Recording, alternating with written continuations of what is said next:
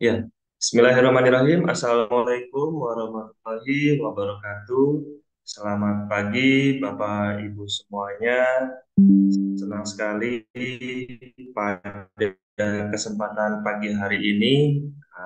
Mohon izin saya, Dr. Agung Zenti Wibowo, selaku moderator ada acara talk show publik mengenai pentingnya deteksi dini pada bayi prematur. Ada dua pembicara yang sangat ahli yang akan menyampaikan materinya pada kesempatan hari ini, yaitu pembicara yang pertama, Dr. Muslihah Yuni Farsati, MSc, spesialis anak konsultan. Beliau merupakan dokter spesialis anak konsultan neonatologi yang akan membahas mengenai screening pada bayi sakit dan bayi prematur. Sedangkan untuk narasumber yang kedua adalah Dr. Rosada Adiani, spesialis mata. Dia adalah dokter spesialis mata, subdivisi pediatrik oftalmologi. Acara ini merupakan kerjasama dari Rumah Sakit Mata Dr. Yat Yogyakarta dan Yayasan Prematur Indonesia, yang juga merupakan rangkaian acara dari Hari Anak Nasional yang akan jatuh pada tanggal 23 Juli nanti ya. Jadi di kesempatan kali ini saya senang sekali karena kelahiran prematur masih banyak ya terjadi di Indonesia. Satu di antara 8 anak kurang lebih itu mengalami kelahiran prematur dan di antaranya mengalami masalah-masalah kesehatan yang itu membutuhkan pemeriksaan lebih lanjut. Karena itu saya persilahkan untuk pembicara pertama yaitu Dr. Muslihat untuk bisa menyampaikan materinya. Saya persilakan.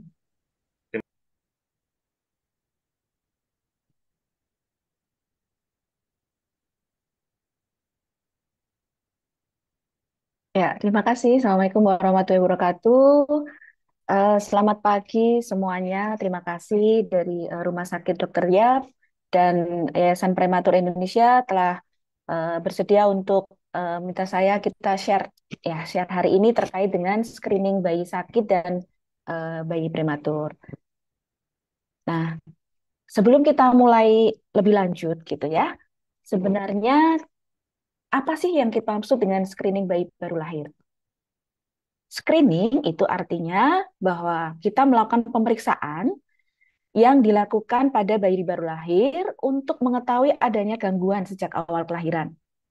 Tujuannya apa? Sehingga nanti bila ditemukan gangguan atau kelainan dapat diantisipasi sedini mungkin.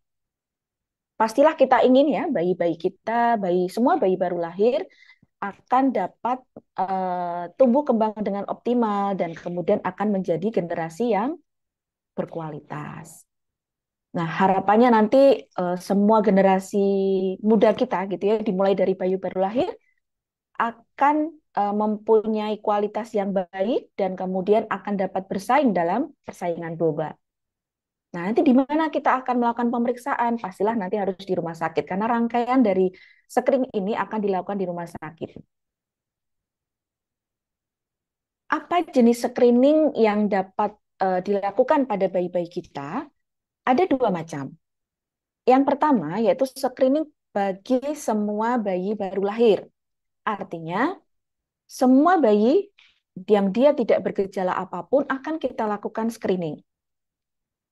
Sedangkan yang kedua, screening yang hanya akan dilakukan pada bayi-bayi dengan resiko tinggi. Siapa yang kita sebut sebagai bayi risiko tinggi? Yaitu bayi sakit dan bayi prematur. Nah, sebelum kita sampai lanjut ya, sebenarnya apa sih yang kita maksud dengan prematur? Nah, kalau kita lihat di sini, kita bisa sebentar ya. Nah, kita lihat di sini bahwa pada saat bayi itu tumbuh di dalam rahim, berkembang mulai dari usia muda, digambarkan di sini 22 minggu, sampai pada waktunya lahir. Nah, perkembangannya seperti ini. Dia akan semakin besar, dia akan tumbuh seluruh organnya. Dan memang idealnya dia akan lahir tepat tepat waktunya, gitu ya, di usia 40 minggu. Di usia kalau kita bilang berarti 9 bulan, 10 hari. Nah, namun pada beberapa bayi tadi disebutkan oleh Dokter Agung bahwa 1 dari 8 itu akan lahir prematur, gitu. Nah, apa sih yang disebut sebagai bayi prematur? Bayi prematur adalah semua bayi yang lahir dengan usia kehamilan kurang dari 37 minggu. Ya, jadi, nah, cut off point-nya di sini. Nah, di sini ada semua bayi yang kita sebut sebagai bayi prematur. Nanti mungkin akan sedikit kaitannya kita sebut ada bayi dengan berat lahir rendah. Apa kriterianya? Untuk bayi berat lahir rendah itu adalah bayi yang lahir antara 1.500 sampai 2.500. Berikutnya untuk berat bayi lahir sangat rendah antara 1.000 sampai 1.500. Dan bila dia kurang dari 1.000 gram, maka kita akan menyebutnya bayi dengan berat lahir ekstrim rendah. Apakah semua bayi eh, prematur itu pasti BPLR gitu ya? Umumnya, kebanyakan seperti itu. Namun sebaliknya, tidak semua bayi yang BPLR itu prematur. Kalau misalnya dia mengalami masalah selama dalam kehamilannya sehingga dia tidak dapat tumbuh dan berkembang di dalam kandungan dengan baik. Ya, oke. Bisa dipahami tentang prematur dan BPLR. Mari kita lanjutkan. Mengapa bayi risiko tinggi ya? Tadi bayi sakit, bayi prematur kita anggap sebagai bayi yang berisiko tinggi. Mengapa bayi-bayi kelompok itu memerlukan screening? Ya, kita lihat. Kalau pada bayi prematur, pastilah penyebabnya adalah karena organ tubuhnya belum matang. Kita lihat tadi, bahwa selama masa 9 bulan, masa 40 minggu tadi, bayi masih harus tumbuh. Mulai dari trimester pertama, dia akan tumbuh organ-organ sarafnya, kemudian tulangnya, organ pencernaannya, otaknya, semuanya akan tumbuh dan berkembang dengan baik seharusnya. Namun ketika dia memang harus lahir sebelum waktunya, pastilah ada organ tubuh yang belum matang. Belum matangnya organ tubuh itu bisa akan menyebabkan penyakit-penyakit penyulit, gangguan nafas, penyakit jantung, infeksi, gangguan pada proses pencernaan, yang kemudian pasti kondisi tersebut akan menyebabkan bayi tersebut harus menggunakan alat-alat bantu, alat-alat medis, dan juga mungkin akan perlu untuk diberikan oksigen. Nah, kombinasi dari 4 hal ini akan membuat bayi-bayi kita tadi, bayi sakit dan bayi prematur itu mengalami masalah yang akan bisa terdampak pada tumbuh kembang selanjutnya. Ya, jadi sangat rasional bahwa bayi resiko tinggi itu pasti memerlukan screening, pasti memerlukan deteksi karena dia mempunyai risiko yang lebih tinggi dibandingkan dengan bayi-bayi lain yang dia sehat saat lahir, dia memang sudah waktunya lahir, cukup bulan, berat lahirnya cukup, pasti dia akan mempunyai risiko yang lebih rendah. Apakah semua penyakit akan kita screening?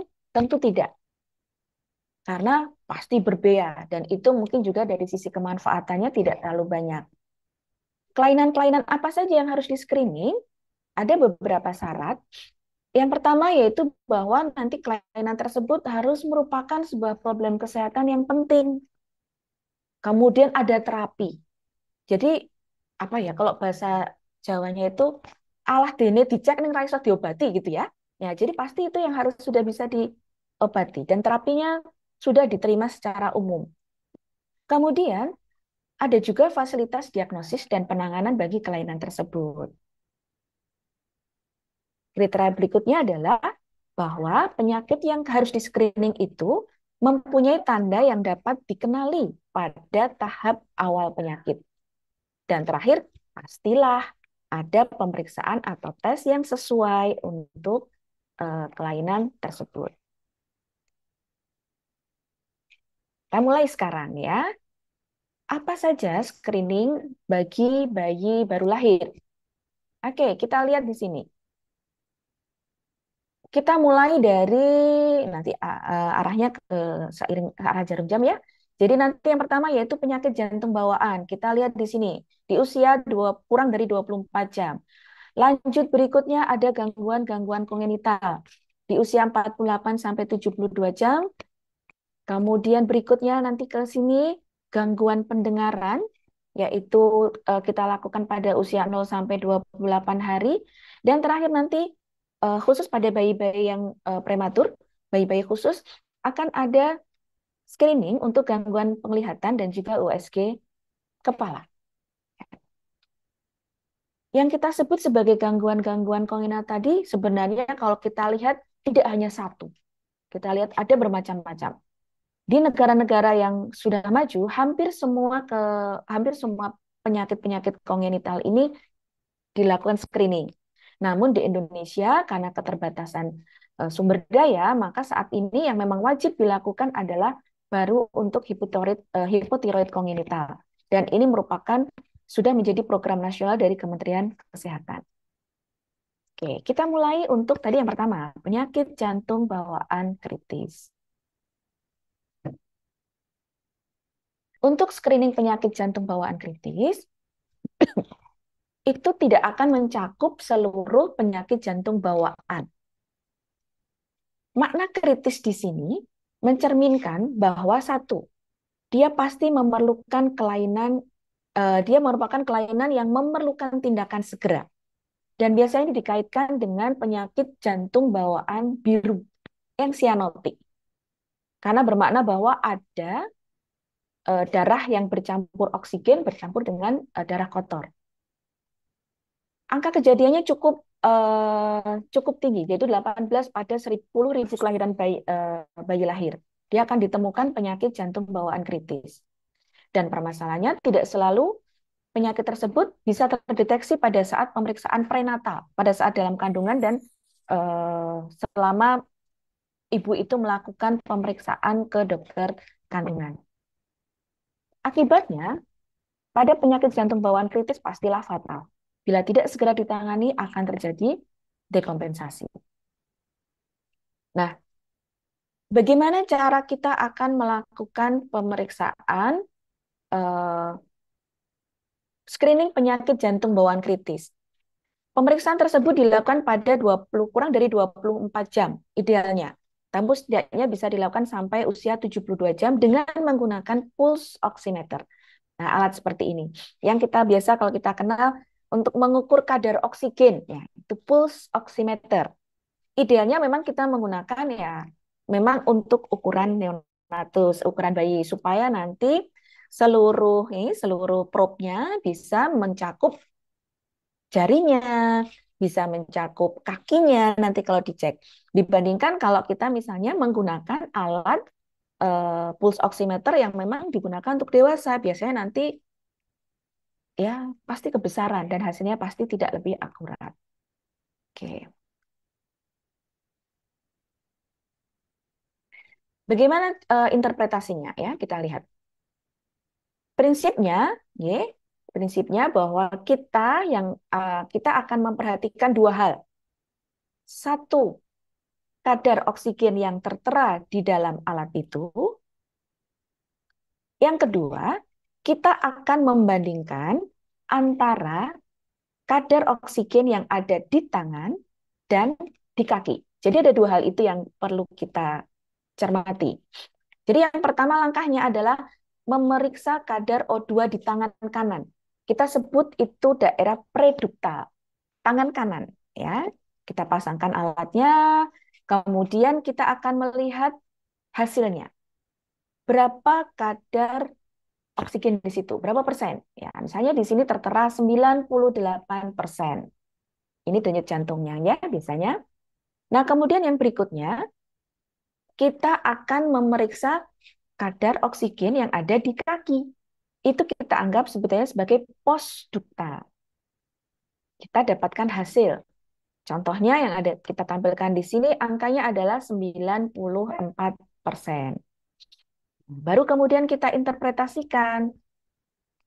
Bila didapatkan kadar oksigen lebih lebih sama dengan 95% pada kedua tempat tersebut, baik tangan kanan maupun kaki, dan perbedaan di antara keduanya kurang dari 3%, maka aman. Ya, berarti screeningnya negatif karena aman. Namun, kadang-kadang ada hasil yang bisa meragukan. Kapan kita sebut sebagai meragukan? Yaitu bila kita menemukan kadar oksigen itu berkisar antara 90 sampai 94% pada kedua tempat itu. Atau perbedaan tangan dan kaki lebih dari 3%. Dua itu merupakan hasil yang meragukan. Nah, pada kondisi yang meragukan seperti ini, maka kita harus mengulang. Copot lagi, gitu ya. Pasang lagi, copot lagi, sampai 3 kali. Kita melakukan 3 kali pemeriksaan. Nah, kemudian kita lihat hasilnya. Akan disebut sebagai positif untuk screening PJB kritis, penyakit jantung bawaan kritis, bila kadar oksigennya kurang dari 90%, atau setelah kita melakukan 3 kali hasil tadi, yang meragukan tadi, hasilnya memang akhirnya menjadi positif. Oke, ada negatif, ada meragukan, dan ada hasil yang positif. Bila ternyata kita dapatkan hasil positif PJB kritis, maka itu merupakan sebuah kedaruratan dan harus dirujuk ke dokter jantung anak untuk dilanjutkan dengan pemeriksaan ekokardiografi, pemeriksaan USG jantung, untuk benar-benar melihat nih sebenarnya ada masalah apa di situ, gitu. Ya, itu tindak lanjutnya. Nah, oke, berikutnya. Kita lanjut tadi setelah kurang dari 24 jam sampai 72. Di usia berikutnya, screening apa yang akan kita lakukan? Yaitu screening hipotiroid kongenital. Saya sampaikan tadi bahwa hipotiroid kongenital merupakan sebuah screening yang sudah menjadi program nasional dari Kementerian Kesehatan. Kenapa sih gitu ya sampai eh, hipotiroid kongenital itu sampai harus kita cegah? Ya, kalau kalau Bapak dan Ibu semuanya melihat bahwa kita menyebutnya sebagai penyakit gondok. Kalau kita tahu, fungsi hormon tiroid itu sangat penting, utamanya untuk pertumbuhan dan perkembangan otak anak. Bukan hanya otak. Seluruh sel-sel tubuh itu memerlukan bantuan hormon tiroid untuk bisa tumbuh dan berkembang. Yang kita khawatirkan memang kalau telah terdeteksi, maka pasti dapat menurunkan kecerdasan otaknya dan akan berdampak bagi masa depannya kelak. Apa yang bisa menyebabkan hipotiroid kongenital itu terjadi? Bisa karena kelainan pembentukannya, baik dia memang tidak terbentuk, kecil, atau posisinya tidak pada tempatnya. Atau misalnya kelenjarannya ada, tapi ada gangguan produksi. Yang ketiga, yaitu kelenjarnya ada, produksinya ada, namun ternyata produksinya tidak adekuat karena salah satunya adalah ibu hamil tersebut kekurangan yodium. Sehingga pastilah itu akan berakibat kepada bayi yang dikandungnya. Kalau tadi kita tahu bahwa tiroid itu akan membantu seluruh proses tumbuh kembang semua sel tubuh. Gejala yang muncul itu akan sifatnya sistemik pada semua sel, pada semua organ. Sayangnya, lebih dari 95% bayi dengan hipotiroid kongenital itu tidak memperlihatkan gejala yang khas gitu ya. Dan kalaupun tahu itu sangat samar. Seiring dengan tumbuh, seiring dengan semakin dia bertambah umurnya, gejalanya akan semakin jelas.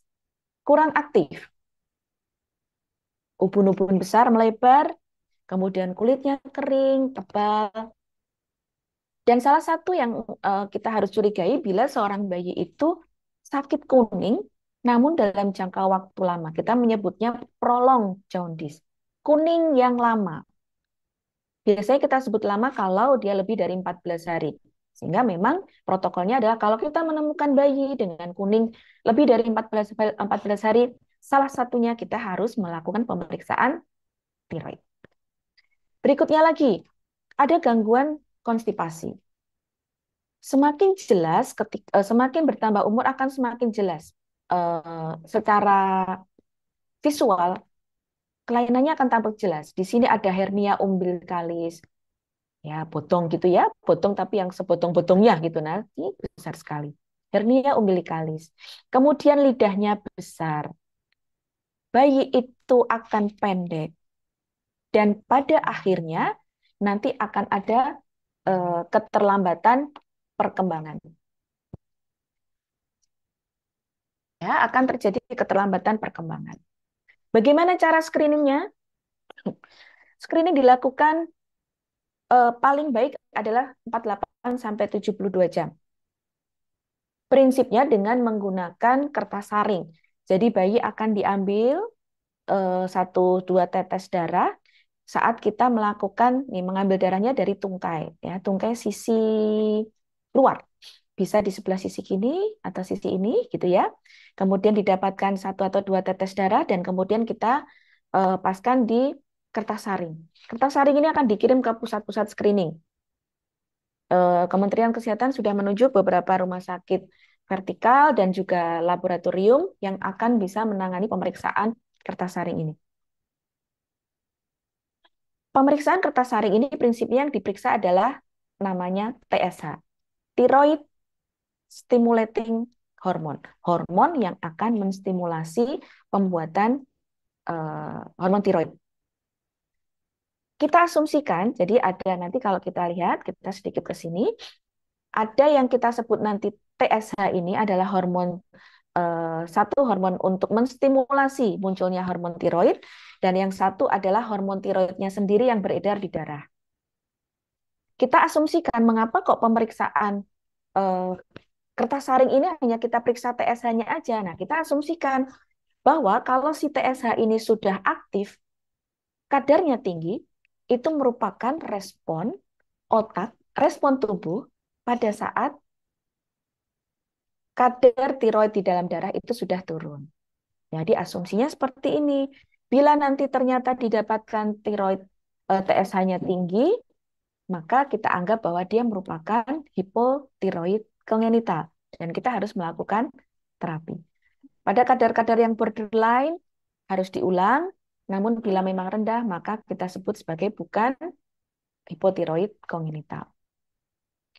Bila kita temukan abnormalitas, maka kalau kita melakukan terapi itu kurang dari 1 jam, kita dari 1 bulan, maka hasilnya akan baik. Bayi yang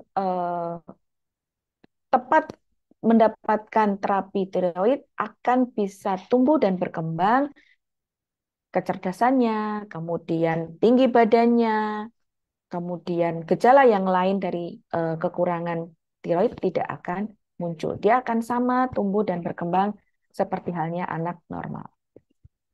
Oke, kita lanjutkan berikutnya untuk screening pendengaran. Screening CCHD tadi, penyakit jantung bawaan kritis sudah, kemudian tiroid kongenital sudah di 48 sampai 72 jam. Berikutnya kita lanjut ke screening pendengaran. Ini akan kita lakukan dalam waktu yang sedikit lebih panjang. Nah, apa pentingnya untuk screening pendengaran? Karena screening pendengaran ini harus dilakukan pada semua bayi, semua anak. Gandengannya antara pendengaran itu nanti dengan kemampuan bicara. Ya, ketika seorang bayi, seorang anak mengalami masalah dengan pendengaran, pasti dia akan bermasalah dengan bicaranya. Meskipun tidak bisa dibalik, kalau bayi ada masalah bicara, pasti ada gangguan pendengaran, belum tentu. Tapi dengan kita mengetahui bahwa bayi tersebut ada gangguan pendengaran atau tidak, maka ketika kita bisa mengintervensi sebelum usia 6 bulan, maka pada usia 3 tahun, anak tersebut akan mempunyai kemampuan berbahasa yang normal. 60% masalah gangguan pendengaran pada bayi dan anak itu bisa dicegah. Sehingga eh, yang kita bisa lakukan adalah kita melakukan screening pendengaran. Nah, kita lihat prinsip antara pendengaran dan bicara memang menggabungkan antara tadi fungsi pendengaran dan kemudian ke otak. Rumah siput itu terbentuk pada usia 15 sampai 20 minggu. Rumah siput itu sebenarnya akan berfungsi untuk mengurangi sinyal yang terlalu kuat. Nah, dengan dia memang pada bayi-bayi prematur dan dia baru terbentuk di usia 15 sampai 20 minggu, maka kemampuannya juga akan terbatas. Ditambah lagi bahwa memang perkembangan korteks, perkembangan otak itu baru akan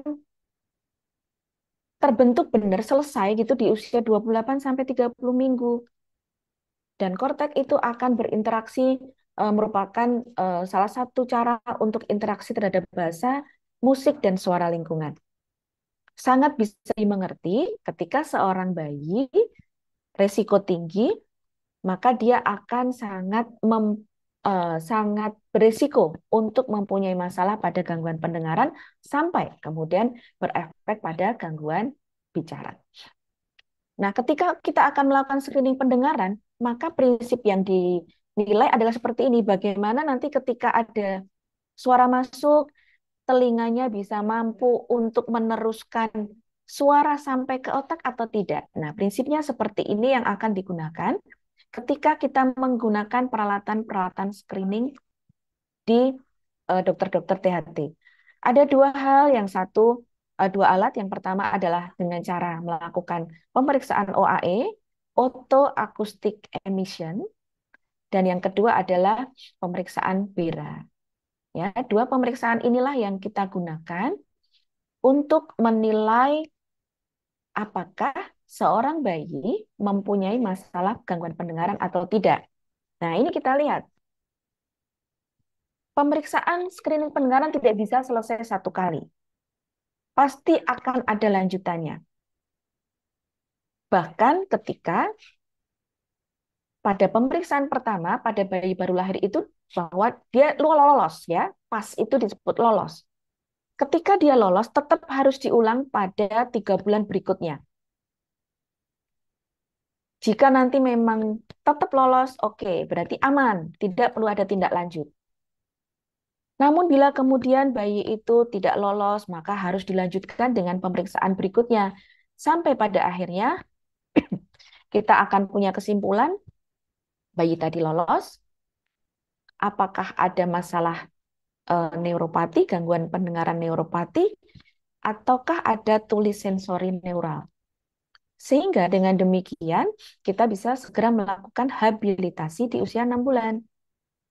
Pun kalau misalnya bayi itu ternyata eh, pada usia 3 bulan dia lolos gitu ya, tetap kita harus melakukan pemantauan pada bayi-bayi yang awalnya dia tidak lolos atau bayi yang mempunyai faktor resiko. Pemantauannya meliputi pemantauan bicara, pemantauan untuk audiologi dilakukan tiap 3 sampai 6 bulan sampai anak itu bisa berbicara atau 3 tahun ya. Jadi 3 sampai 6 bulan sampai anak tersebut bisa berbicara atau sampai usia 3 tahun. Nah, berikutnya yaitu kita akan melakukan USG kepala. Nah, setelah ini kita akan melihat bahwa ini memang khusus untuk bayi-bayi tertentu yang kita lihat sebagai bayi risiko tinggi. Mengapa USG kepala perlu? Karena kita tahu bahwa bayi prematur itu mempunyai risiko terjadi perdarahan di dalam ventrikel, di dalam otaknya. Perdarahan itu tidak akan bisa terlihat dengan kasat mata. Kalau sampai terjadi gejala berarti sudah terlambat. Grade untuk perdarahan ada 4. Ada 1, 2, 3, 4. Ketika masih grade 1, grade 2 perdarahan tidak akan bisa terlihat. Sehingga yang bisa kita lakukan adalah kita harus proaktif dengan melakukan USG kepala. Bila kita tahu ada perdarahan di dalam ventrikel, maka kita sudah bisa mendeteksi bahwa mungkin akan terjadi komplikasi. Sumbatan vena, sirkulasi peredaran darah ke otak tidak bagus, penyumbatan aliran darah sampai nanti pada hidrosefalus. Siapa saja yang harus dilakukan USG kepala? Semua bayi kurang dari 32 minggu dan bayi kurang dari 1.500 wajib Atau misalnya bayi itu lebih dari 32 minggu dan lebih dari 1.500, tapi bayi itu prematur, atau dia mengalami masalah sampai dia mendapatkan terapi oksigen atau resusitasi. Artinya bayi yang risiko tinggi. Tetap harus dilakukan USG kepala. Idealnya, bayi itu mestinya dilakukan hari pertama USG, hari ketiga USG, hari ketujuh, hari ke-14, saat pulang, dan sampai perdarahan berhenti. Tapi tidak memungkinkan karena biasanya karena keterbatasan sumber daya. Setidaknya sebelum bayi pulang, bayi itu harus sudah pernah dilakukan USG kepala.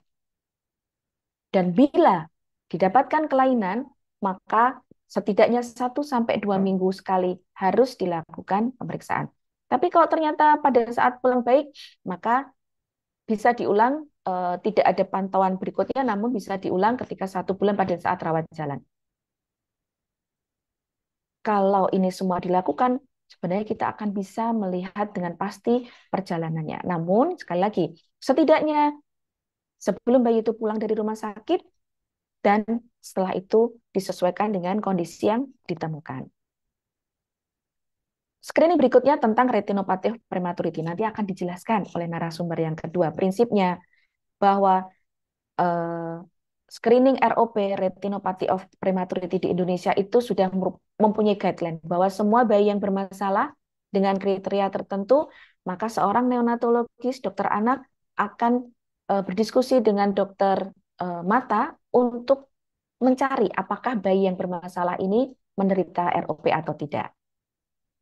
Nah, yang terakhir sekarang, setelah bayi itu lolos dari dirawat dan kemudian bisa pulang, pemantauan pertumbuhan sangat penting. Pada saat bayi itu sampai dia berumur 40 minggu, maka bayi tersebut akan menggunakan yang kita sebut sebagai kurva Fenton. Di sini akan ada 3 gambaran. Kita akan menilai untuk berat badannya, panjang badannya, dan juga lingkar kepala. Itu satu paket. Gak boleh kita hanya memeriksa, aku pantau aja deh berat badannya gitu ya. Atau aku panjang badannya aja. Jadi semuanya harus kita cek sehingga kita bisa mendapatkan proporsi yang baik. Targetnya adalah bayi tersebut berada di persentil uh,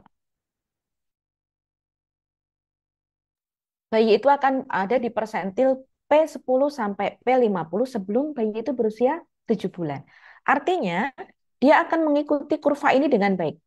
Semua kurva prinsipnya seperti ini, ya. Jadi bayi itu cukup naik sampai di sini misalnya. Ikuti jalur ini. Linier, ini untuk beratnya, ya. Ikuti aja seperti ini. Juga sama, untuk lingkar kepala, ikuti sesuai dengan kurva liniernya ini.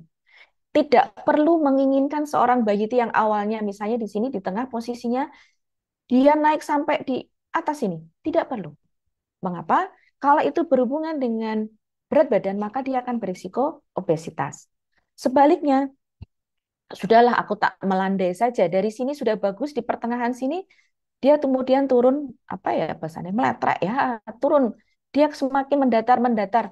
Nah, itu juga tidak benar, karena nanti pasti dia akan berisiko untuk gagal tumbuh sampai nanti stunting dan seterusnya. Setelah bayi itu berusia 40 minggu, maka akan dilanjutkan menuju menggunakan kurva pertumbuhan WHO.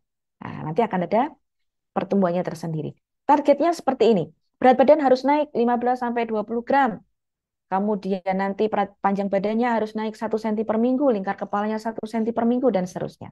Insya Allah harapannya menjadi bayi prematur bukanlah pilihan. Menjadi bayi sakit bukanlah pilihan. Namun tugas kita, tugas orang tua, tugas dokter, menjamin bahwa bayi tersebut, anak tersebut akan bisa tumbuh optimal dengan baik. Oke. Sebagai kesimpulan, bahwa bayi sakit dan bayi prematur memiliki risiko lebih besar untuk mengalami masalah.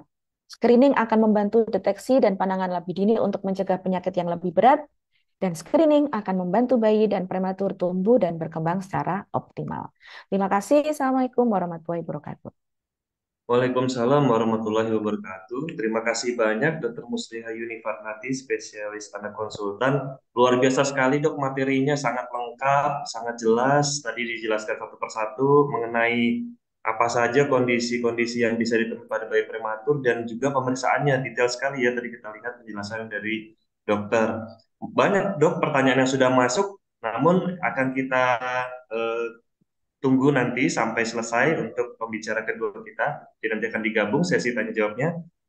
Para pemirsa, berikutnya kita sambut untuk pembicara kedua kita, yaitu Dr. Rusada Adiarti, spesialis mata. Beliau merupakan dokter spesialis mata subdivisi pediatrik oftalmologi yang akan membahas mengenai screening mata pada bayi lahir prematur. Saya persilahkan kepada Dr. Rusada untuk menyampaikan materinya. Terima kasih.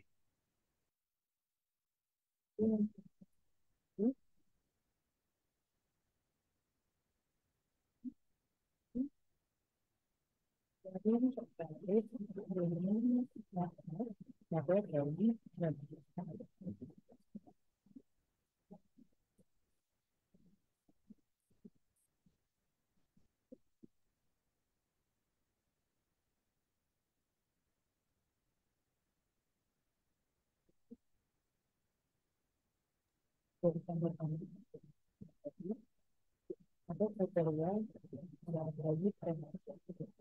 Untuk bagi prematur dari sisi kita melihat dari sisi dan ada yang tidak regenerasi dari namanya jelas ada hubungannya sama bagi prematur. Tapi siapa aja sih bagi prematur yang berisiko mengakibatkan itu? Tapi ini pelayanan pernikahan yang terjadi pada bagi prematur.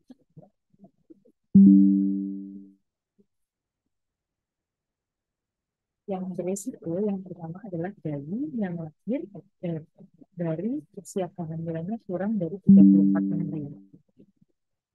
Kemudian berat bayi lahir kurang dari 1.500 gram, atau bayi yang lahir sebenarnya dia tidak 34 minggu, mungkin beratnya lebih dari 1.500, tapi ternyata ada gangguan yang lain. Misalkan ada gangguan dari sistem pernapasan, ataupun tadi dari sering ada gangguan jantung, ataupun ada riwayat transfusi darah berulang, dan juga bayi dengan sepsis. Kapan dilakukan pemeriksaan pada bayi prematur? Jika bayi tersebut lahir usia kehamilan lebih dari 30 minggu, sebaiknya dilakukan pemeriksaan mata pada 2-4 minggu setelah kelahiran. Tentu saja ini harus mempertimbangkan kondisi secara umum dari bayi tersebut.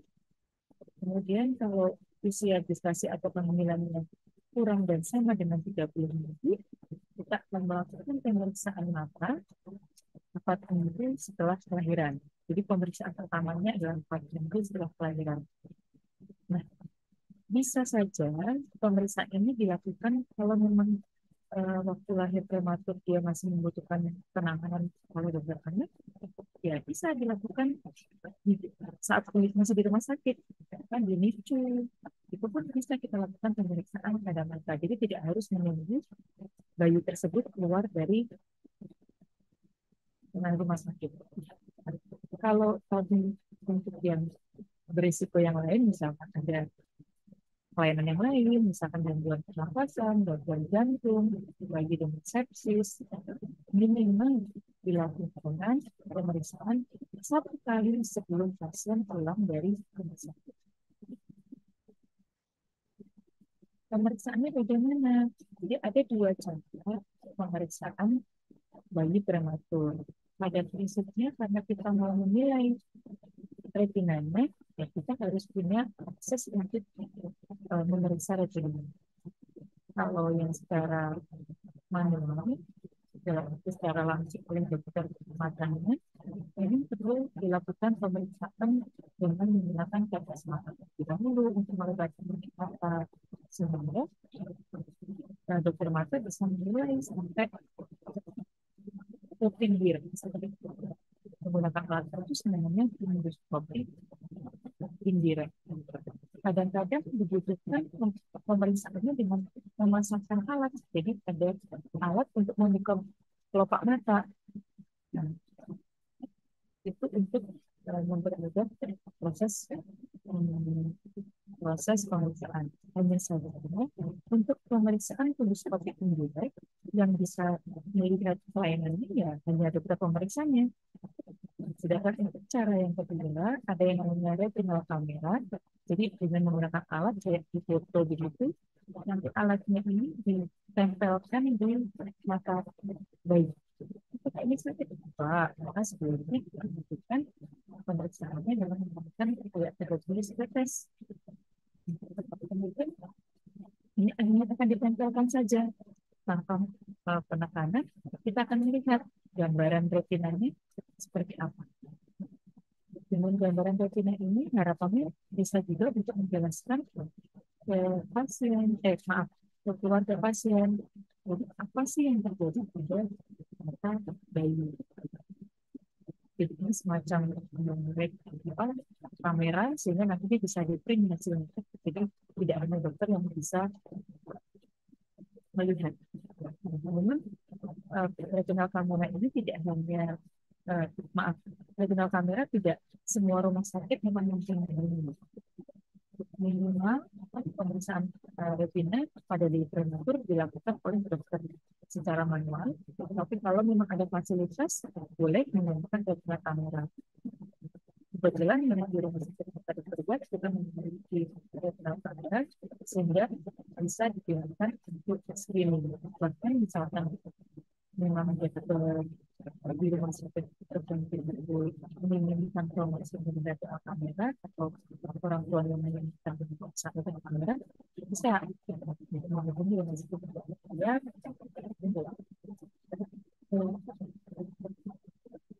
ya kami masih melayani di wilayah ketiga kalau sudah di luar ya kami tidak bisa ya. Jadi, apa sih retinopati ophthalmoplegia? Jadi retinopati ophthalmoplegia adalah pertumbuhan pembuluh darah retina yang tidak normal. Karena sebenarnya retina itu pembuluh darahnya akan berkembang dan tinggi sampai usia 40 minggu atau dihasilkan 9 bulan 10 hari. Nah, bagaimana kalau bayinya lahir sebelum 40 minggu? Ya, sebenarnya pertumbuhan pembuluh darahnya belum sempurna. Itulah kenapa kita membutuhkan evaluasi, membutuhkan pemeriksaan, membutuhkan screening, karena kelainannya masih saja terjadi walaupun sebayi sudah lahir. Tidak bisa. Biasanya memang paling sering dipimpin oleh kebutuhan oksigen yang tinggi pada bayi prematur. Tetapi pada rumah sakit besar dengan dokter sudah dibekali ilmu atau materi kejadian beberapa materi untuk di rumah sakit besar yang bisa mengalami oksigen sudah sangat menurun. Paling sering nanti yang bisa dilihat ini ada area-area yang belum tumbuh istilah kemudian. Yang normalnya pembuluh darah retina atau retinanya gambarnya seperti yang gambar yang disediakan oleh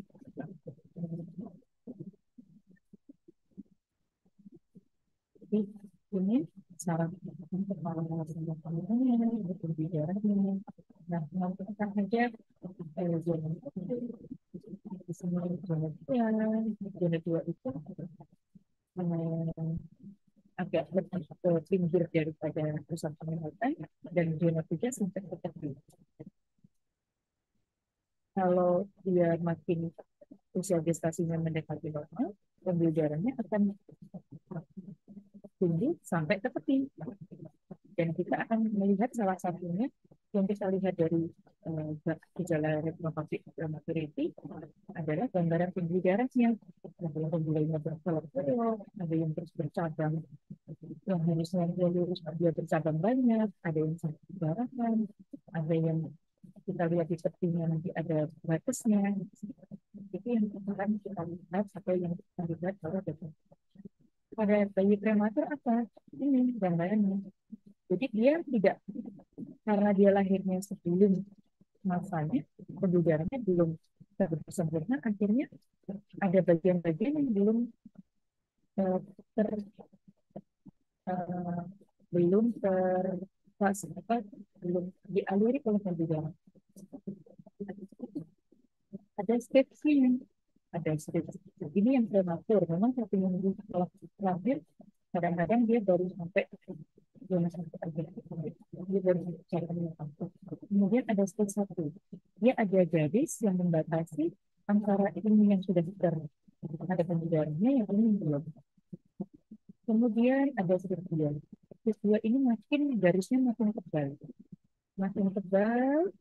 Kemudian kalau ya, kedua juga makin tebal, kemudian kalau stage 3 dia pembuluh darahnya makin tebal, makin menonjol, kemudian ditambah dengan ini pembuluh darahnya ini mulai berkelok dan ini mulai bercabang. Muncul pembuluh darah baru yang seharusnya tidak muncul, nah, tapi ini sudah muncul. Nantinya akan berisiko berdarah antara pembuluh darahnya yang abnormal, yang nggak normal itu yang tadi pembuluh darahnya lebih bercabang, itu lebih mudah atau rentan terhadap stroke. Kalau stage 4 mulai muncul bisa sampai retinanya lepas, bahkan stage 5 ini retinanya itu tertarik jadi lepas dari tempat ini. Nah, stage 5 ini adalah stage paling akhir, di mana kalau ini sudah terjadi, kemungkinan untuk bisa diarahkan lagi, apalagi untuk musik meratan, biasanya sudah sangat kecil. Ada selain tadi pembuluh darahnya apakah sudah sampai seperti apa enggak, kita melihat pembuluh darahnya yang di tengah ini mulai pembuluh darahnya berkelok-kelok, kemudian yang tadi normalnya adalah garisnya lurus, dia berkelok-kelok, bahkan muncul pembuluh darah yang harusnya tidak ada jadi ada. Bagaimana penanganan retinopathy of prematurity? Jadi, saat ini kita mulai melakukan screening pada usia 2 sampai 4 minggu setelah lahir.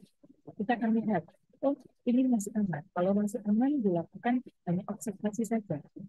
Observasi bisa dilakukan sampai berapa usia 50 minggu koreksi. Jadi kita akan menghitung dari 32 minggu tadi sampai 50 minggu. Oh, kira-kira lebih sekitar 18 minggu atau hampir 5 bulan ya, 5 bulan setengah itu. Kalau tadi ditemukan muncul pembuluh darah yang harusnya nggak ada kemungkinan dokter akan menyarankan, dokter mata menyarankan untuk dilaser matanya. Dilaser matanya, prosesnya gimana? Nah, memang dia ada yang dibius, ada yang tidak, tergantung kondisi bayinya. Kemudian kayak ya ditembak laser untuk supaya area-area yang tadinya tidak mendapat oksigen akhirnya bisa dapat dialirkan tadi. Kemudian kalau sudah stage 4, stage 4, stage 4 atau 5, tapi yang masih awal, itu apa yang bisa dilakukan?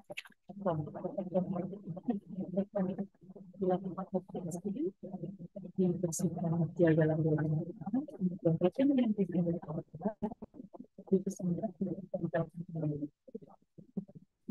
yang sebetulnya banyak yang sudah terlambat untuk screening ini.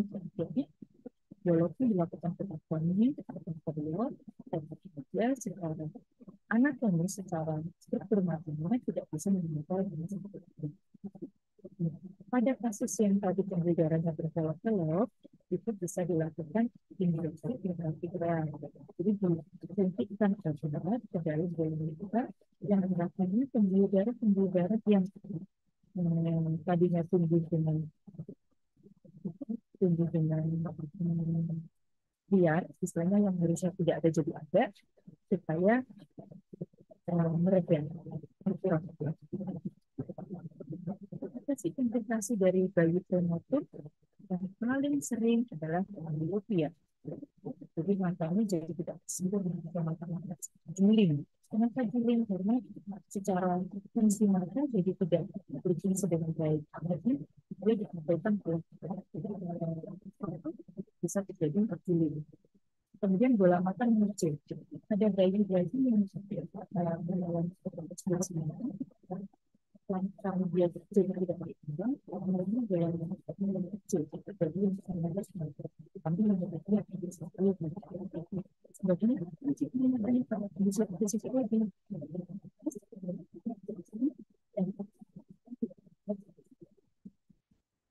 Kalau dia terjadi dia akan muncul peradangan. Peradangan bisa menghasilkan konflik. Bisa juga terjadi Walaupun penting kalau bola makan begitu hidup tapi sebenarnya cairan bola makan jadi lebih baik.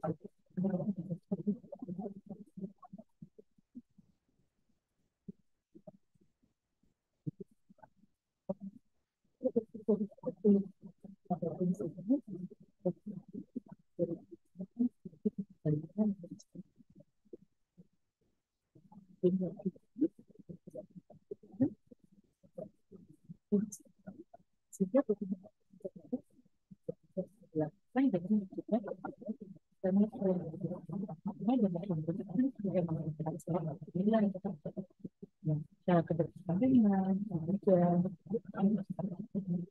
kan bisa berbeda pengambilan tersebut berinstitusi terjadi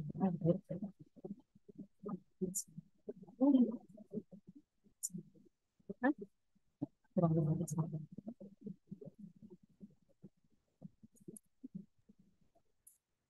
Ya, Alhamdulillah terima kasih banyak. Terima kasih banyak Dr. Rusada yang sudah menyampaikan materinya mengenai kondisi mata yang bisa dialami oleh bayi prematur, terutama membahas mengenai ROP, Retinopathy of Prematurity, yang memang ini menjadi masalah utama pada bayi prematur. Tadi juga disampaikan terakhir oleh Dr. Rusada, jika ingin mencegah, kita mencegah kelahiran prematur ya dok ya. Karena memang kita berusaha dari awal pencegahannya demikian, sehingga nanti ketika lahir prematur ya kita berusaha untuk mengatasinya, mudah-mudahan tepat waktu. Terima kasih banyak dokter, tadi juga disampaikan mengenai detailnya apa-apa saja kondisi yang bisa dialami oleh bayi prematur, tidak hanya Eropa saja. Baik, terima kasih kepada kedua narasumber yang sudah menyampaikan materinya sangat luar biasa sekali. Saya rasa banyak orang tua yang sudah penasaran dengan pertanyaannya sudah masuk ini, dokter. Saya mohon izin untuk memulai sesi tanya jawab ini. Untuk yang pertama, saya akan mulai dengan pertanyaan untuk Dr. Mustika Yuni Fakati. Mohon izin, dokter, ada pertanyaan yang sudah masuk dari Bapak Tri Azu Ros. Bertanya, apa saja hal-hal yang perlu diketahui orang tua saat merawat bayi prematur, dok? Oke, ya. Ya, terima kasih. Terima kasih, Pak. Jadi untuk prinsipnya bahwa ketika kita merawat bayi prematur, kita tahu dulu memang bayi itu adalah bayi yang istimewa, gitu ya.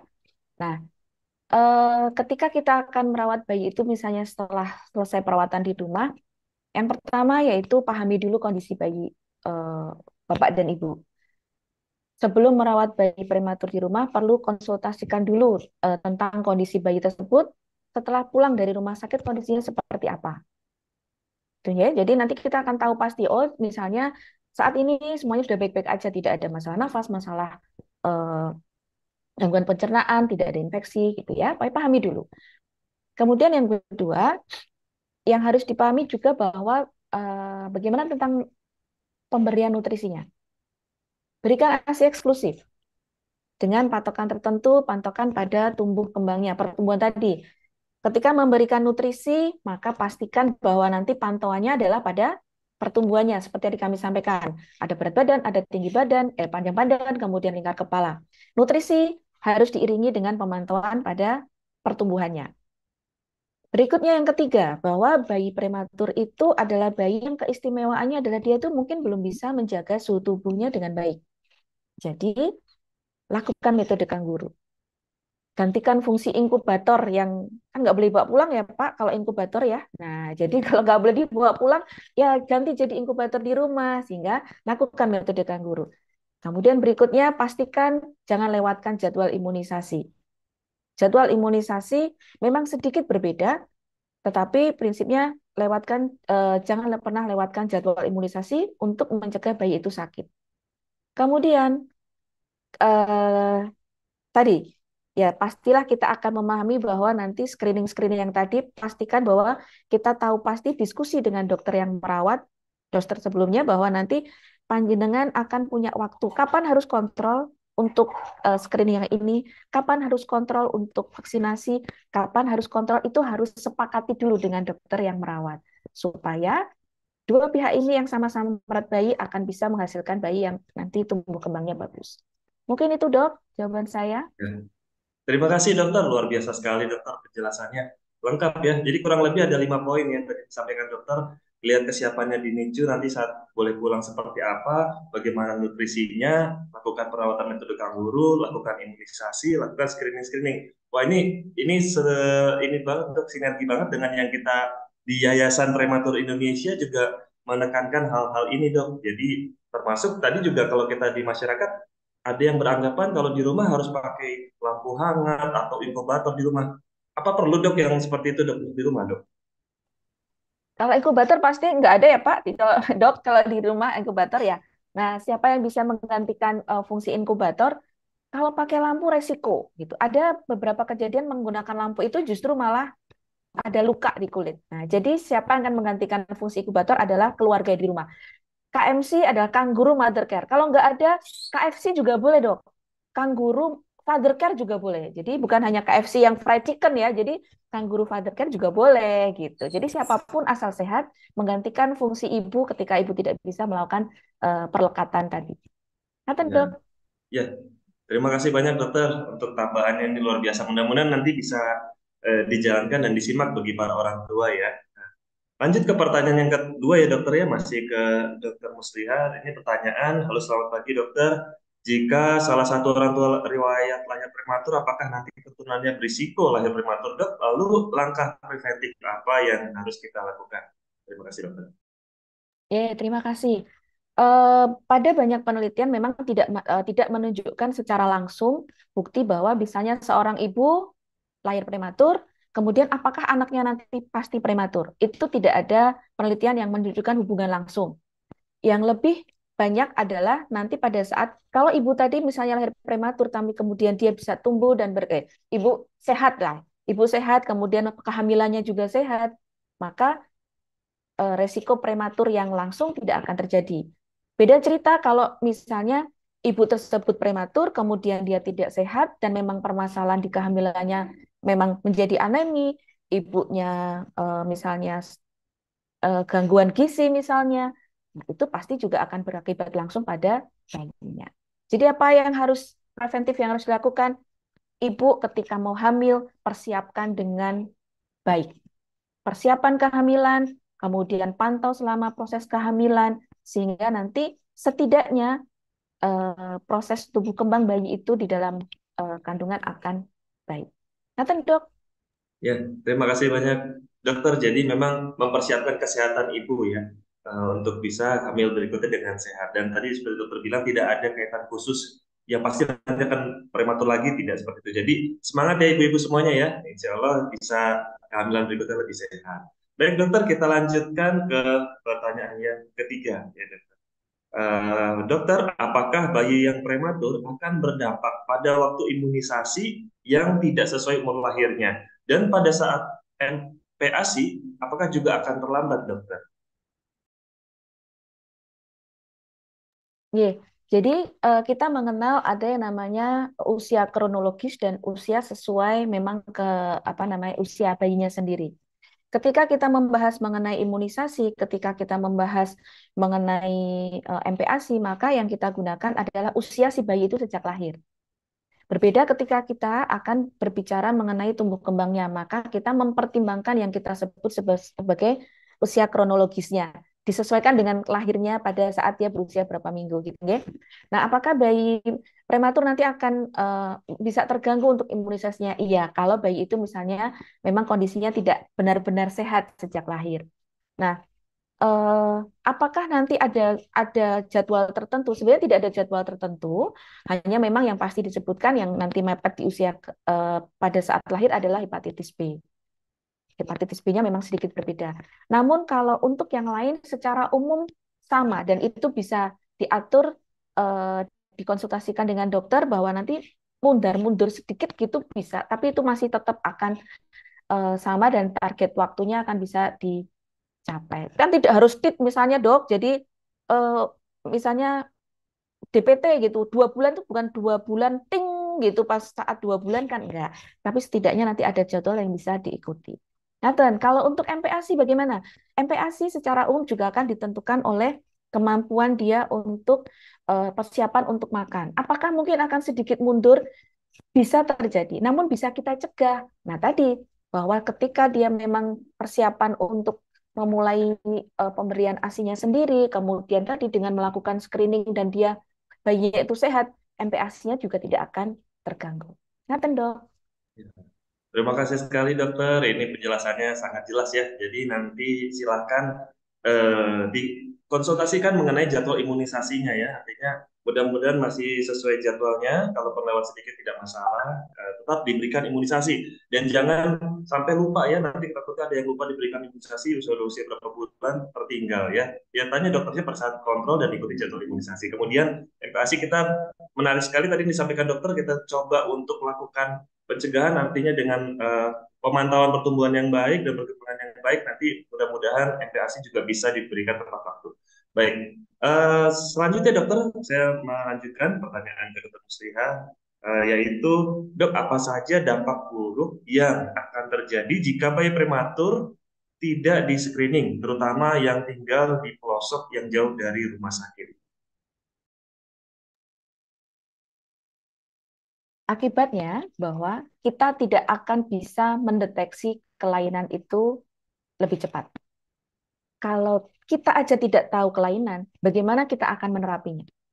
Itu aja. Jadi artinya bahwa ya kalau nggak di screening ya kita nggak tahu kelainannya gitu. Harusnya bisa terdeteksi 1 minggu, ketahuannya baru 1 tahun, apakah masih bisa dikejar? Ya pasti nanti outcome-nya akan menjadi lain. Terutama nanti mungkin dokter Rosada akan menyebutkan tadi, kalau nggak di screening ROP seperti apa ya, itu sudah terlambat. Apalagi untuk hal-hal yang sifatnya meliputi tumbuh kembang bayi prematur. Nyata dok. Ya, terima kasih banyak dokter. Jadi ini kuncinya adalah kita mau deteksi dini ya dokter ya. Jadi diketahui lebih awal. Dari situ supaya dicegah jangan sampai terjadi masalah. Kalau tidak dideteksi nanti terlambat diketahui masalahnya. Kurang lebih seperti itu dokter ya. Terima kasih banyak dokter untuk jawaban-jawabannya. Saya berlanjut dulu dengan pertanyaan yang sudah masuk selanjutnya yang ditujukan ke dokter Rosada. Di sini ada pertanyaan dokter beberapa yang masuk, izin untuk ditanyakan. Yang pertama dari Ibu Sri Sularti, retinopathy of prematurity apakah bisa sembuh? ROP stage 5 itu apa? Dan apakah penyakit retina, apakah ini merupakan penyakit retina yang berbahaya, dokter? Silakan dokter.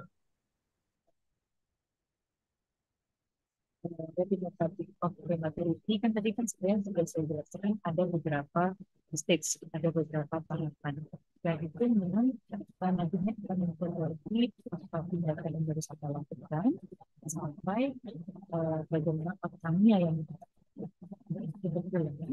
Lalu masih stage 1 kita pantau masih tidak berkembang, tidak membutuhkan tindakan ya.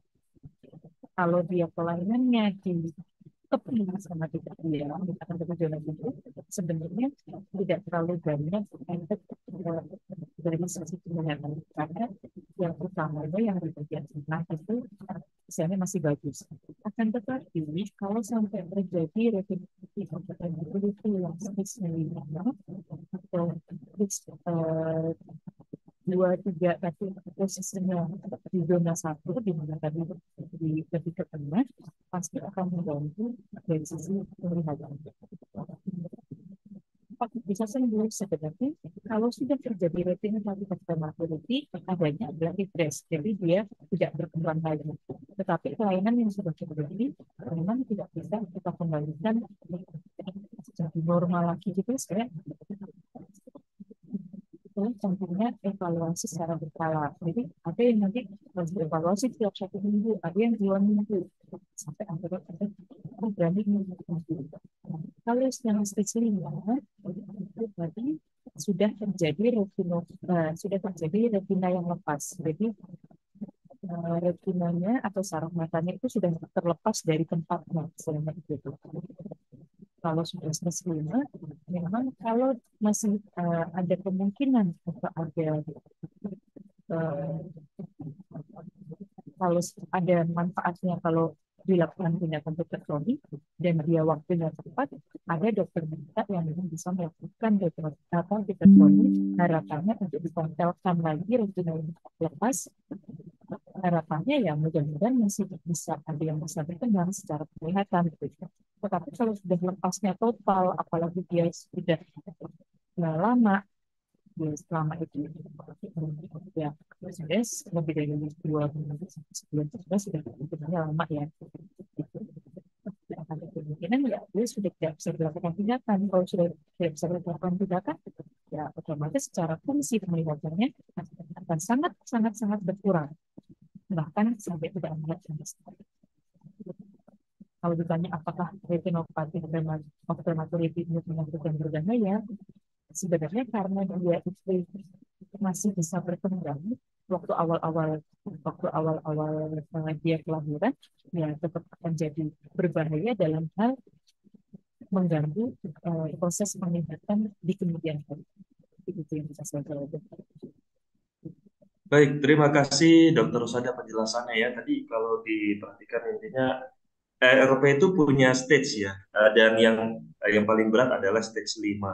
Namun perlu nanti mungkin mau dipastikan kembali apakah masih bisa dilakukan tindakan seperti vitrektomi ya dokter ya. Kalau memang masih memungkinkan untuk membantu fungsi penglihatan yang masih bisa dipertahankan. Seperti itu dokter ya. Tapi jika tidak memang ini kondisinya sudah lepas total itu tidak bisa dilakukan tindakan. Nah, dokter ada pertanyaan terkait ini juga tentang ROP ini kan banyak juga dari member-member kita yang terdaftar di komunitas mungkin sudah mengalami ROP stage 5 lalu tetap ingin bertanya apa yang bisa dilakukan. Mungkin ini salah satu yang bertanya ini serupa itu dokter, apakah bayi prematur yang sudah mengalami ROP stage 5 akan permanen buta atau bisa disembuhkan dengan transplantasi mata dokter?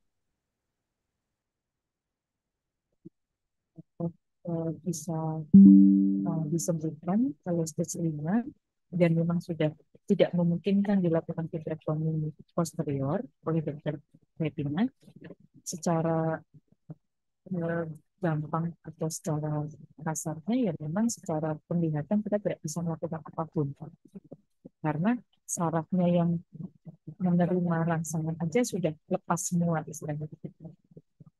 Perlu dipahami bahwa transplantasi mata itu bukan mengganti semua bola mata, tetapi transplantasi mata atau transplantasi, kami sebenarnya lebih tepatnya transplantasi kornea, itu yang diganti hanya bagian depan mata saja.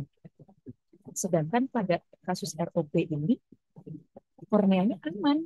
Yang menjadi masalah adalah sarafnya atau retinanya, sehingga ya tidak bisa disembuhkan dengan transplantasi mata. Karena transplantasi mata itu bukan mengganti semua, hanya bagian depannya saja, padahal pada ROP itu normal.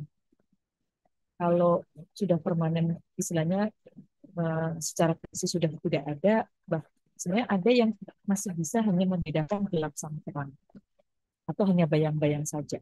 Ya, itu misalnya kita optimalkan karena kita sudah tidak bisa melakukan apapun untuk membantu proses penglihatan yang lebih baik, ya sebenarnya kita melakukan namanya rehabilitasi visual dan juga rehabilitasi secara umum. Jadi kita lebih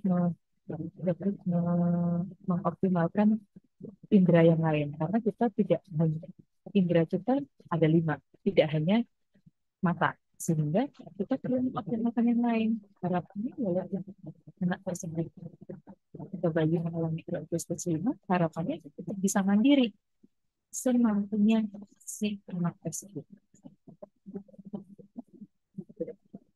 Ya, baik, terima kasih dokter. Jadi tadi sudah dijelaskan oleh dokter Sada mengenai transplantasi mata yang itu bukan mengganti keseluruhan mata ya dokter ya, hanya di bagian kornea itu di bagian depan. Sedangkan masalah pada ROP ini pada retina itu di lapisan belakangnya. Nah, tadi juga dokter sampaikan bahwa bisa dilakukan stimulasi yang lain, indera-indera yang lain gitu. Karena memang kita anak tersebut masih memiliki potensi seperti itu ya dokter ya. Jadi dokter ini mungkin juga berkaitan dengan apa namanya pertanyaan yang terakhir nih dokter dari Ibu Husnul disampaikan dari beliau bahwa anak saya 3 bulan di NICU dok, tapi tidak ada screening apapun sehingga anak saya terkena ablasio retina stage 5. Jadi sudah terlambat katanya. Mohon bantuannya dokter.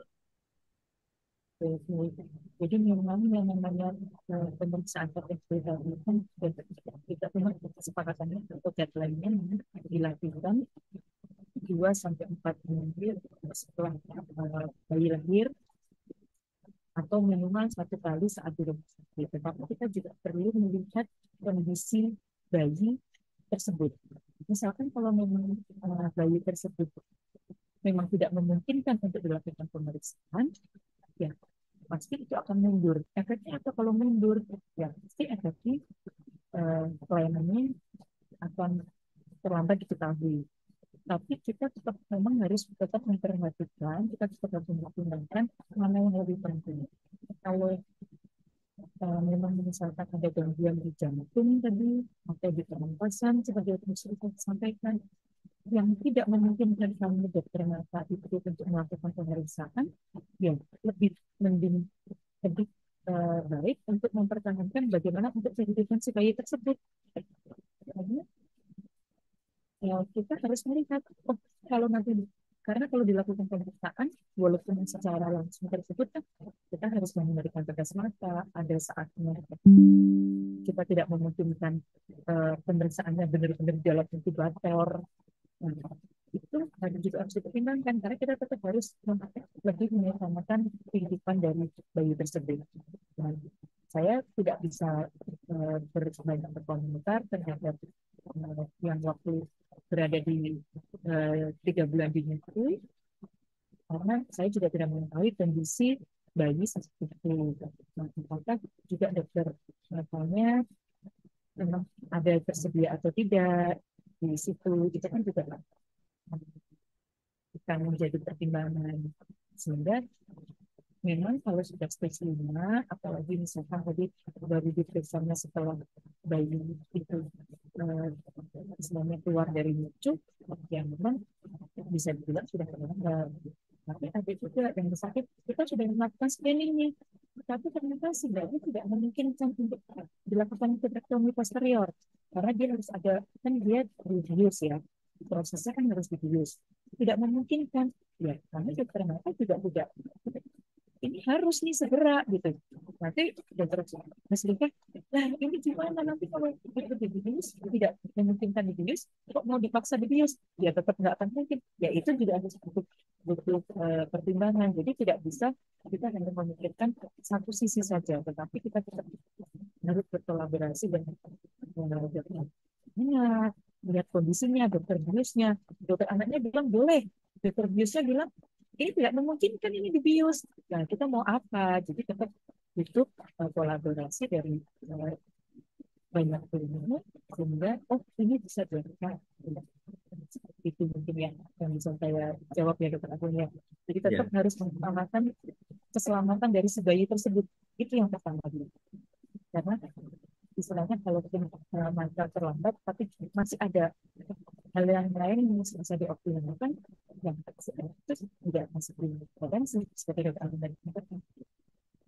Ya, baik, terima kasih Dokter Rosada penjelasannya ya. Jadi memang ini kondisi yang dilematis ya, apalagi tadi disebutkan posisinya dirawat di NICU ya. Artinya kemungkinan juga kondisi bayi tidak stabil, apakah masih pakai ventilator atau kemudian kondisinya kritis. Di saat yang demikian adalah dokter spesialis anak nih yang menjadi penanggung jawab utama. Tentu banyak pertimbangan yang ditemui.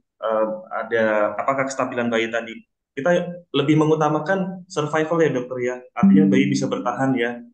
Memang ini kondisi dilematis sekali Ibu, dan mungkin saya juga sambil menyambung ya, bagi para penyimak pemirsa dari talk show hari ini, jika memang ada yang mengalami ROP stage 5, kami di Yayasan Prematur Indonesia ada satu kegiatan di baby community untuk bisa membantu stimulasinya ya. Jadi nanti bisa mengunjungi akun @premature.indonesia supaya nanti bisa didata, kemudian nanti bisa sambungkan dengan baby community. Jadi supaya bisa tetap melanjutkan stimulasi untuk Anda meskipun mengalami ROP stage 5. Ya, baik. Terima kasih banyak Dokter Rosada tadi sudah menjawab beberapa pertanyaan yang sangat penting untuk diketahui kita semua. Mungkin sudah masuk ke sesi terakhir kedua pembicara hebat hari ini. Saya mohon untuk bisa memberikan closing statement-nya. Mungkin take home message apa, pesan-pesan bagi para orang tua bayi prematur di Indonesia yang menyimak talk show dengan Rumah Sakit Mata Dr. Yap dan Yayasan Prematur Indonesia hari ini. Saya persilahkan Dokter Musliha untuk bisa menyampaikan closing statement-nya, Dokter. Silakan. Ya, terima kasih. Jadi, take home message-nya adalah bayi prematur, anak kita menjadi bayi prematur itu bukan pilihan. Kalau boleh milih, pasti kita memilih tidak. Tapi, bagaimana kita akan membuat bayi kita, bayi prematur, tumbuh dan berkembang seperti layaknya anak yang lain, maka itu adalah menjadi tugas kita. Tugas bersama dokter dan orang tua. Kolaborasi dokter dan orang tua untuk memulai dari screening, seluruh screening yang ada akan bisa menghasilkan bayi prematur yang akan mempunyai tumbuh kembang optimal menjadi generasi penerus kita. Terima kasih. Terima kasih banyak Dokter Musliha Yani Fakati, spesialis anak konsultan, untuk closing statement-nya dan materi yang hebat hari ini. Selanjutnya saya persilakan Dokter Rosada Ardiati, spesialis mata, untuk memberikan closing statement. Silakan Dokter. Kalau dari sisi mata, bayi prematur memang harus belajar tadi. Dia tidak bisa memilih, tapi kita bisa optimalkan penguatannya. Salah satunya dengan melakukan screening sedini mungkin dengan tempat dari yang layak dari desa. Harapannya dengan screening yang tepat, screening yang tepat baik tepat pilih dengan cara secara penyelesaian dan pada kasus yang berat sekalipun kita tetap harus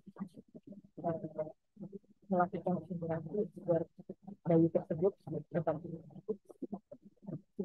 Baik, terima kasih banyak Dr. Rosada Diati, spesialis mata yang sudah memberikan closing statement, mengingatkan kembali untuk melakukan screening ya, terutama screening mata, dan juga bagi para pemirsa yang menyimak talk show hari ini, kita bekerja sama antara Yayasan Prematur Indonesia dengan Rumah Sakit Mata Dr. Yap di Yogyakarta. Jadi Rumah Sakit Mata Dr. Yap juga salah satu rumah sakit mata yang bisa memeriksakan screening ROP dan juga pemeriksaan mata bagi bayi prematur, karena nanti tidak hanya pada saat ROP saja ya dokter ya, nanti di usia-usia selanjutnya bayi itu juga tetap perlu pemeriksaan mata secara rutin. Demikian juga untuk tumbuh kembangnya ya, nanti juga dikontrol rutin dengan dokter spesialis anak ya, jadi supaya bisa tercapai tumbuh kembang yang optimal. Amin ya rabbal alamin. Alhamdulillah sudah di penghujung acara, saya Dr. Agung Zentio Wibowo sebagai moderator. Sekali lagi mengucapkan terima kasih banyak dan apresiasi yang setinggi-tingginya pada kedua narasumber, Dr. Musliha Yunifal Hati, spesialis anak konsultan, dan Dr. Rosada Ardiati, spesialis mata, dan juga Rumah Sakit Mata Dr. Yap Yogyakarta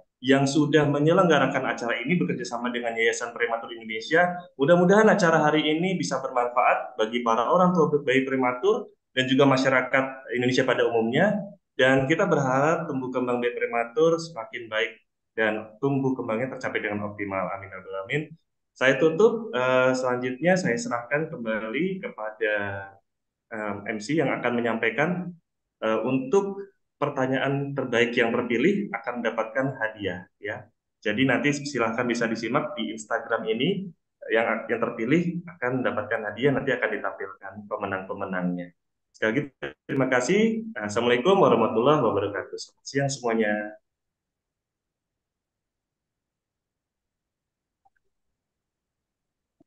Ya. Penanya terbaik yang pertama adalah Ibu Kartini Naiboru, yang kedua Bapak Tri Azuros, yang ketiga Bapak Ekwal 39, yang keempat Ibu Sri Suharti 46, dan kelima Ibu Husnul 220695. Nanti silahkan bagi pemenang kuis dapat mengisi link berikut ini. Ya, jadi nanti dicatat dulu ini linknya bit.ly garis miring pemenang talk show ya, ini singkat sekali, mudah untuk diingat. Silahkan diisi linknya, dan juga para pemenang akan dihubungi oleh dia. Jadi silakan standby ya, pantau Instagramnya karena akan dikirim lewat direct message ya, DM ke penanya ya. Mungkin itu ya. Dan bagi para pemirsa, followers dari Instagram Live pada siang hari ini, ada lembar evaluasi dari Yap Menyapa. Dimohon bagi Bapak Ibu dapat mengisi link evaluasi berikut ini. Bisa diklik di bit.ly garis miring evaluasi talk show di AP. Ya, jadi silakan bisa diisi supaya kita bisa lebih baik lagi ke depannya dalam penyelenggaraan talk show ya. Terima kasih Bapak Ibu yang sudah menyapa. Mohon maaf apabila ada kekurangan dalam talk show pada hari ini. Mudah-mudahan bermanfaat bagi kita semua. Ya, jadi silakan diisi linknya, dan bagi para pemenang nanti bisa dilihat di Instagram di direct message masing-masing. Saya kembali selaku moderator undur diri. Sampai ketemu di lain kesempatan. Sehat semua bagi Bapak Ibu semuanya. Terima kasih dokter-dokter sebagai para narasumber. Mohon izin pamit dokter. Kita tutup bersama. Assalamualaikum warahmatullahi wabarakatuh. Selamat siang semuanya.